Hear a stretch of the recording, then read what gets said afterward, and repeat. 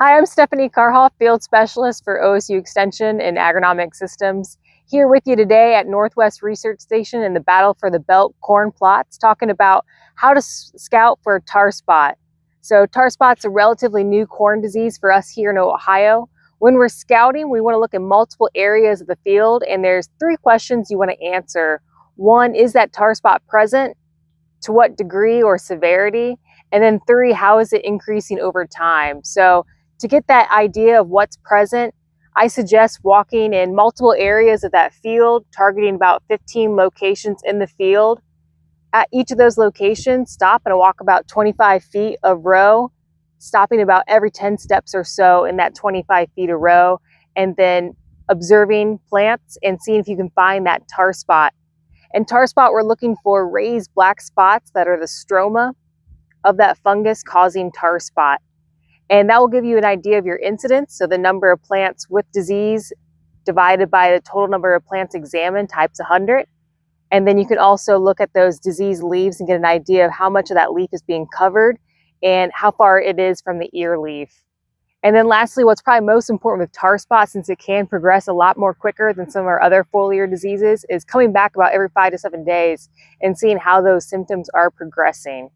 So keeping in mind some recent research out of Purdue University that have 5% at the ear leaf needing a fungicide response. So this can progress quickly, and it's really important to get out there and scout. When we're scouting, there's a few lookalikes that can trick us. So early in the season, we're looking for those raised black spots, and that can be easily confused with insect frass. And a good test is just to rub the leaf surface, and if it comes off, that's a good indicator that's insect frass or poop and not that tar spot. So the tar spot stroma will actually be embedded into the leaf surface, and you won't be able to scratch it off, and it won't rupture like at the end of the season. Some of our rust diseases can cause black spots from their teleospores, but those will rupture and be able to scrape off, and tar spot will be able to stay on the leaf, and you'll also see scarring on the underside of that leaf if it is a tar spot stroma, and it won't be able to be scratched off like this. If you have more questions about tar spot, make sure you're subscribed to our corn newsletter at agcrops.osu.edu and subscribe to the Ohio State Agronomy YouTube channel, and stay tuned for more Battle for the Belt updates.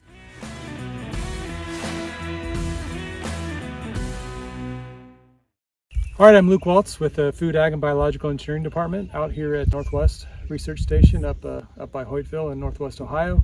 And we've talked about drones and the images we're getting in the air. We've talked about some of the soil sensing we're putting in the ground. Today we want to talk about some time-lapse imagery we're using. So many of you may have heard of the flag test that's used in corn, where you can measure the emergence of corn as it's coming out of the ground. And the idea is you have a certain color flag that you plant in a small section with the first corn that emerges. And then every 12 hours you go out and you plant different colored flags, and from there you can see how uniform your corn emergence is, which is an important predictor of yield. So we thought we would see if we could use some technology to make that process a little easier, and so we're trying some things out here. We have this this time-lapse camera.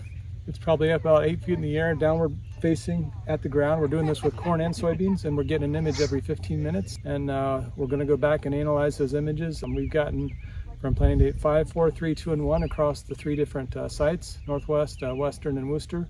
In a future episode, we'll look forward to showing what we've learned, and then we'll also see if we can use some computer vision techniques to more automate the process. And so the idea is, instead of going out to your field every 12 hours, you could plant a time-lapse camera and be able to get a measure of the uniformity of your crop. And so with all this technology we're talking about, both the drones in the air, the soil sensors, and the time-lapse imagery, we want to give special thanks to the Nationwide AgTech Innovation Hub for funding this project and funding the research.